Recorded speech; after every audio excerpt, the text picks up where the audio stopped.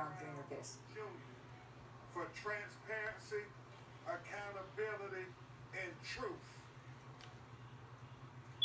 What we witnessed here, our legal team, and you're going to hear from our legal team who got to witness the video, and then you're going to hear from the family members, and then we'll take your questions.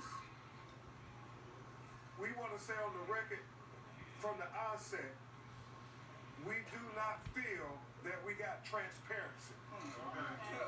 We only saw a snippet of the video.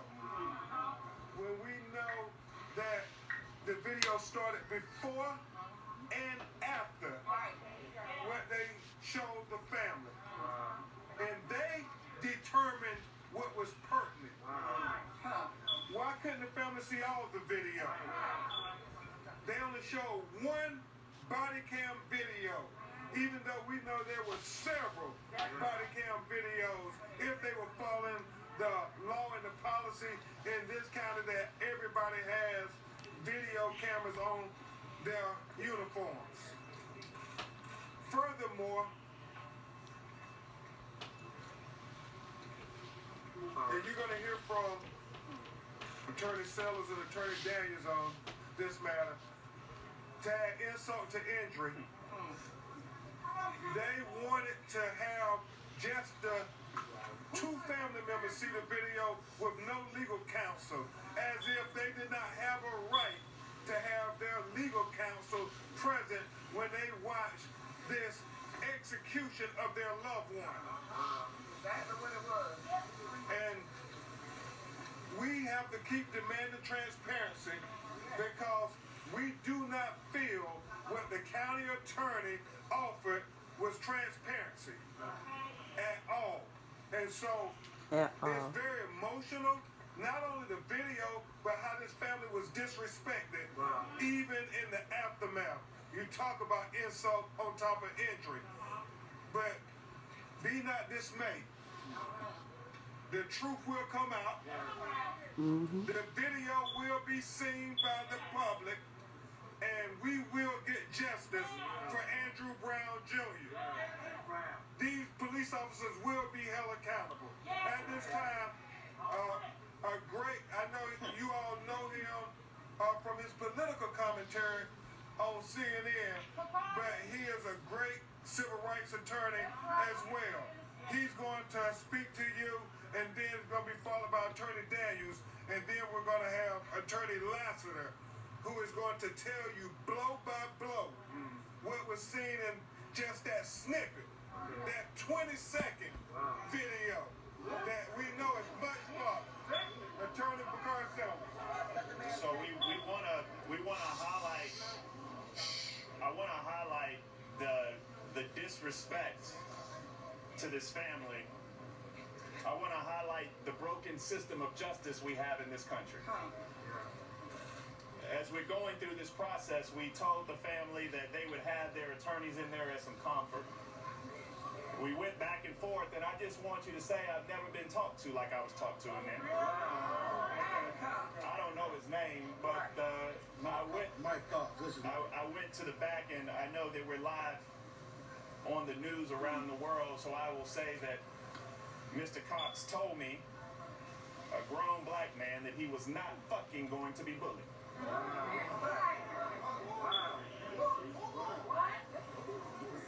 And so I walked out, and I want you to know that the sheriff was very, very apologetic and diplomatic. The sheriff wanted to make sure that the family saw the video, but it was the county attorney that gave us this back and forth. But let's not focus just on the disrespect shown to me. Let's focus on the disrespect shown to this family. One body cam. 20 seconds.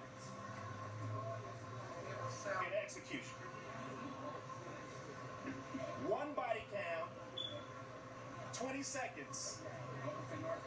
In an execution. And so with all due respect, I know there were a lot of people who thought last week's verdict was justice, and I told you then it wasn't justice. Because we still can't get justice and accountability today. I'm only going to be brief because I'm hot right now. But I do want to say a special special prayer goes out to this family. Because Khalil saw his father executed. But he's been the strongest one of us all. Come on. Yeah. So lift them up in your prayers. Amen. And then as we say in South Carolina, I know we in North Carolina, to the county attorney and everybody else, bless his heart. Right. Thank you, Bakari.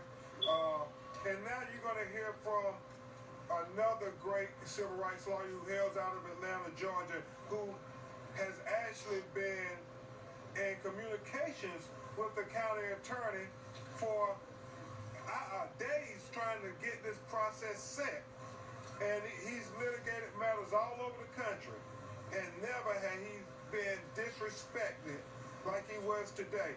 He's going to tell you his perspective before I bring on Attorney Lassiter, Attorney Harry Daniels, who's been dotting I's and crossing T's for the family. Thank you, Big. 1965, Selma, Alabama. It was Bloody Sunday. A resistance for fundamental rights to vote. Rights to vote. This family had a fundamental right for transparency that was denied by the county officials of Pasquotank County, specifically the county attorney, because he don't know how to interpret the laws of North Carolina. His position that you had to be an authorized, a licensed attorney in the state of North Carolina to represent folks. I offered him the ability to read the state bar rules, the rules of the bar. He didn't want to read it. We offered the attorney general to him. He didn't want to talk to him. We offered the governor. He told Bakari he's not going to be bullied. 20 seconds. 20 seconds is not transparency. No. When you got multiple officers gunning down a man with his hands on the steering wheel and trying to get away. We will have justice. We will have justice. Amen. Have you ever, Never. have you ever, in all your time you've been doing this, have you ever seen this before? Never. Sorry, y'all. Pasquotank County. And what That's a man. Attorney Daniels and Attorney Sellers, they were trying to reason with him and say that we're lawyers retained by the family. The American Constitution gives citizens the right to have the lawyer of their own choosing. And he tried to tell us, no, if you're not born in North Carolina, his family does not have the right to say my lawyer can watch the video with me. And Harry quoted the statute verbatim, and it never once said North We Carolina. gave him the statute. There's nothing to say North Carolina whatsoever. You can associate with attorney in North Carolina. Pro-House VTA does not mean that you cannot associate and hire any attorney you want in the United States. Well, that's right. In the United States. Ben can hire me. I can hire Ben as my counsel. Yeah. That's right. Right. Thank you so much, Attorney Daniels, for covering that. And it got real emotional because Attorney Daniels had been working with them. We wanted this process to be seamless. I mean, we had verbal confirmation. We had written confirmation, only to be told at the 11th hour that no, only the family is going to come in. That be as it may, we have a great member of our legal team who hails here in the state of North Carolina. In fact, she's right here from Elizabeth City, North Carolina. And not only is she a great lawyer, she is the attorney who had been representing Andrew Brown Jr. and his family even before this tragedy happened. And she knew them, so this is very personal and this is very painful. But she was tasked with the responsibility to watch whatever video they were going to allow us to see, even though Harry Bakari, we didn't know it was going to be a 20-second snippet. She watched it and she documented it over and over again to make sure she could relate to you all what happened. So when you heard from the family, you didn't have to rely solely on them because their heart was breaking as they watched the video. In fact, Patrice had to run out the room. She couldn't take it. And thank God it's because said Khalil, he stood there and represented his family as they watched that video probably 10 to 20 times. Knowing every time it ended with them executing his father. 20 seconds. 20 seconds. So, Attorney Catrice Lassiter will now tell you, Attorney Chantel Lassiter will now tell you what this video demonstrated. Yeah, and she may refer to her notes, but it's pretty clear what they did. We know why they want to keep it from us. Attorney Lassiter and Khalil.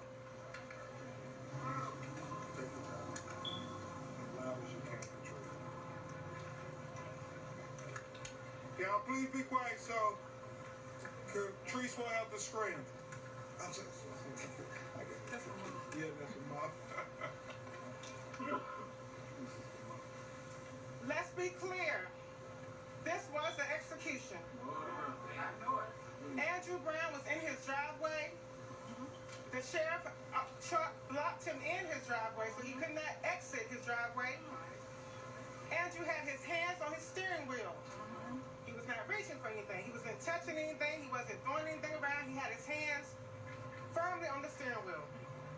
They run up to his vehicle shooting. He still stood there, sat there in his vehicle with his hands on the steering wheel while being shot at.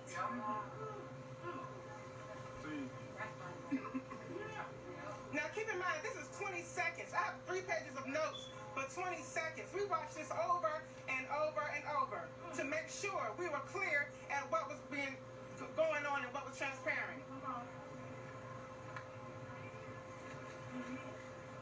He finally decides to try to get away, and he backs out, not going towards the officers at all. There was at no time in the 20 seconds that we saw where he was threatening the officers in any kind of way. That's right. He was trying to evade being shot. Yes. So he backs out, not forward, but backs out away from the officers who still shooting at him, yelling, "Stop it, motherfucker! Goddamn motherfucker!" Constant obscenities being yelled at him while he's being shot at in the driveway of his home in Pasquotank County, North Carolina.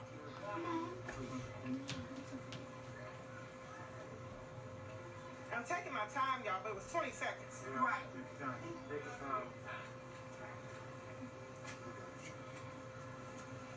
He finally backs out, and then he goes around to get out of danger. He goes around, still avoiding any interaction with officers, still trying to make sure he did not threaten them in any way, that they were not in danger in any way.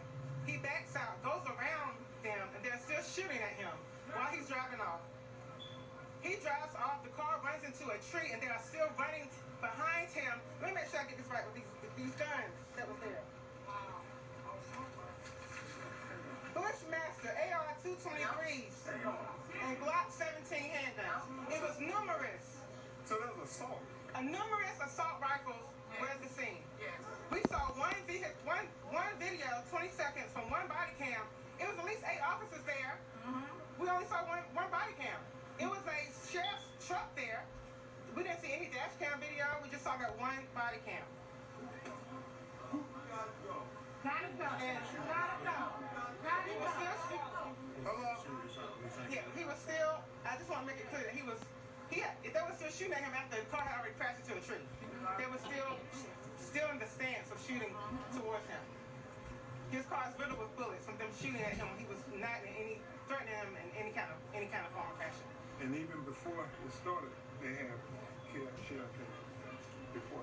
And thankfully, Khalil noticed, and we kept rewinding the tape.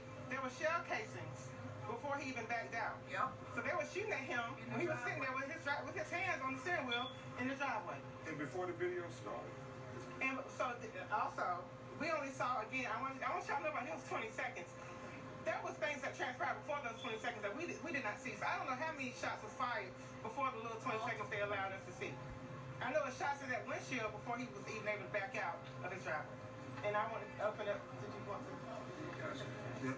Just step right here in the center, Khalil. What's wrong with you?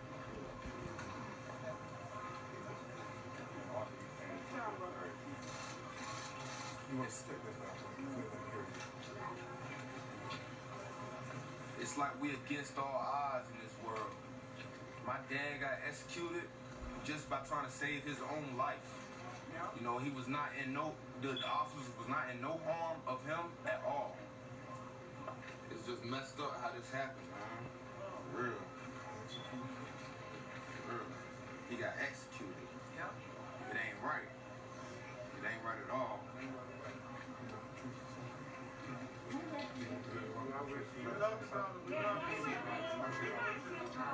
Okay. At this time, the attorneys will try to answer some of your questions. Let me also just tell my friends in the media, I think we learned this from the case of George Floyd, that after the night of the incident where George Floyd was murdered, the police department put out a press release that said, man dies from medical incident. And I want you to keep that fresh in your mind because I want all of you all to help us. I want every single camera out here to help us. Because do not let them pass off 20 seconds from 8 different cameras, not giving us the dash cam video and the fact we know there were cameras on the house and on other posts. That they have So possession of. I want my friends in the media to go out and demand justice for the country to see. This is bigger than Andrew. You know, God uses us in mysterious ways. And I looked at Khalil before we went in and I said, Khalil, you're about to see something you ain't never seen before. I can't imagine what it would be like to see my dad executed on camera. But Khalil stood strong. He stood strong, but he is now a victim of a broken system.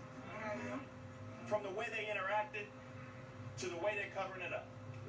So with that, I guess you'll take some questions. Harry and Ben, I took the bar exam a few times. They smarter than I am. I will say this, Roland Martin and all the media, why is it that they get to choose what's the pertinent parts of the video to show the family? I mean, wasn't the law pretty clear? They were going to show the video to the family, and then at the last minute, Harry, they decided that, oh, we're going to redact it and all this stuff. Where is that written in the statute that the family doesn't have the right to see the entire video? Are they going to only try to show the public the pertinent parts? So say